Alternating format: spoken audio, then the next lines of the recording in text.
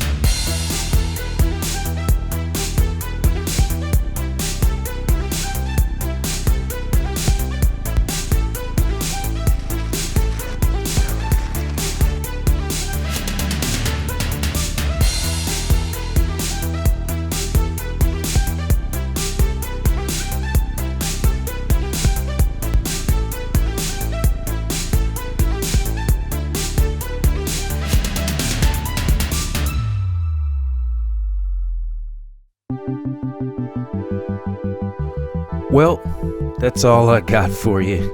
Thank you so much for your support. We love you guys and all of our supporters and fans and viewers. We had to take some time off. My mother was a little sick, the boy's grandmother.